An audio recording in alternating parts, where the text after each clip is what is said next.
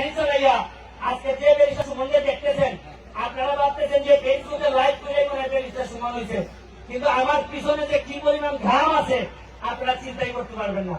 তবে আজকে একটা শেষ কথা বলে যাই, অনেকে ভাবেন যে রাজনীতি করে এমপি মন্ত্রী হইতে গেলে অনেক বড় বড় বাপের মেয়ে হওয়া লাগে মনে হয়, অথবা অনেক বড় বড় টাকার মালিক হইতে হয় মনে হয়।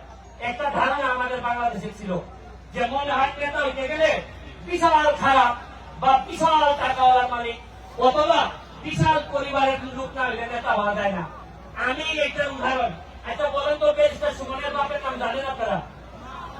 আমার নাম জানেন? আমার দাদার নাম জানেন? ইভেন আমার যে সৈয়দ সাহেবুল হক নাম, এই নামে আপনারা চিনেন না, আপনারা চিনেন ব্যারিস্টার সুমন, অথচ সার্টিফিকেটে সুমন নামই নাই। এইবার ভোটের সময় আমার সুমন নামই নাই এই ভোটার লিস্টে, এই কিসেতে ভোট কিসেতে ছিলে বেরোতে পারে।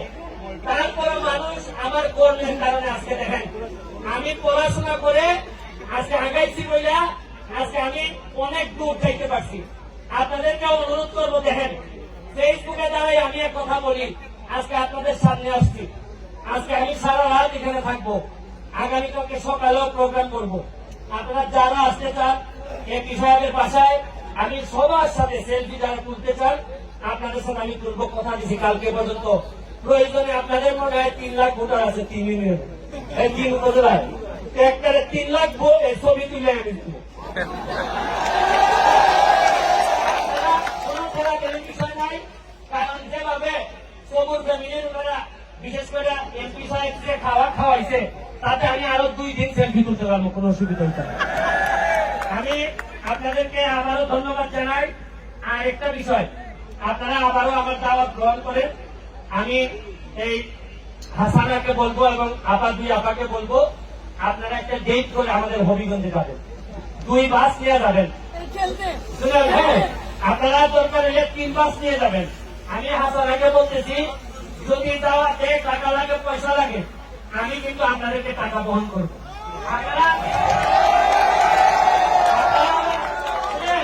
আপনারা ভাইবেন না, আপনাদেরকে যে টাকা আমি দিব এই টাকা কিন্তু আমার সিলেটের টাকা না, এই টাকা কিন্তু বরগুনার টাকা। বলতে পারেন যে কিভাবে আপনি বরগুনার টাকা পাইলেন? কারণ আমি তো বসি সুপ্রিম কোর্টে, হাইকোর্টে, বরগুনার মক্কেল মার্ডার করে যায় আমার কাছে জামিনের জন্য। এরপরে 326 কুবাগুবি, মাশাআল্লাহ আপনার এলাকায় দেখছি 2-1 আইনজীবী আছে, ধনী হয়ে গেছে। তো আমি আপনাদেরকে আরেকটা কারণে বলতেছি, ব্যারিস্টার হিসাবে আপনাদেরকে বলতেছি, গরিব হওয়ার যে 2-3টা কারণ আছে, এর মধ্যে একটা কারণ হলো মামলা করা। আপনি দেখেন আমার এলাকায় যতগুলো অ্যাডভোকেট আছে সব ধনী হয়ে গেছে, আর আমি ব্যারিস্টার আগে 10 লাখ, এখন 40 লাখ, এরপরে এখন 90 লাখ টাকার গাড়ি চালাই। আপনারা আমার ভাড়াম না, তবে আপনাদের মারামারি করেন বলে আমি ধনী উঠেছি দিব। আপনারা আল্লাহর রাস্তায় চাই, আমি ব্যারিস্টার হিসাবে কইতেছি, এমপি সাহেবের কাছে যাবেন, ডিসি সাহেবের কাছে যাবেন, ওসি সাহেবের কাছে যাবেন, যা বলবেন আপনারা মিলাই দেন, বিচার করে দেন, সব শেষে আপনারা মামলাতে যাবেন। কারণ আমরা বৈশাখ থেকে আপনারা কখন মারামারি করবেন আর আমি কাম ঘটাইব। 2টা মক্কেল ভালো করে বলবেন আর পাইলে আপনাদের সবার বাড়া আমার হয়ে যাবে।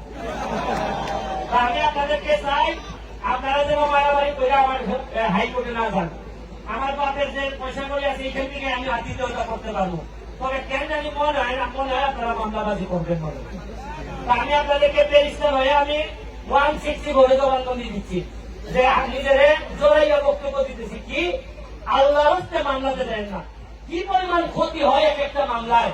যারা মামলাতে করছে তাদেরকে জিজ্ঞেস করেন যে কি পরিমাণ ক্ষতি হয়। আপনারা নিজেরা সেটেল করবেন।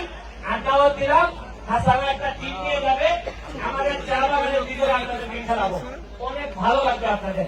আর শুনেন, কথা শুনলে আরেকটা জিনিস, আমি কিন্তু শুধু ফুটবল খেলতে আসি নাই, আমার বাচ্চা যারা বেশিরভাগ কোনোদিন বরগুনায় আসে নাই। পাথরঘাটায় আমাদের সিলেটের 98% লোক কোনোদিন পাথরঘাটায় আসে নাই, যার কারণে আমরা আমাদের সিলেটে বিয়া শাদী সবসময় আমরা সিলেটের ভিতরে দিই। তবে আমি যেহেতু আইছি, আমি যেহেতু এলাকার মানুষ দেখা গেছি আমার একটা সম্ভাবনা আছে, আমার একটা ছেলে মেয়ে আছে, বিয়া আমি পাথরঘাটায় করাইতে পারি। আমার দেখতে ভালো লাগছে, অনেক অতিথি পরায়ণ। আর আমাদের সিলেটের মানুষকে করছে কি, বরিশালের ব্যাপারে একটা ধারণা দিচ্ছে যে বরিশালের মানুষ মানে খাইতে খুব মানে ঘটনা। হ্যাঁ, আসলে সিলেটের মানুষের মানুষ আপনাদের ব্যাপারে একটা ভুল ধারণা নিয়ে আছে।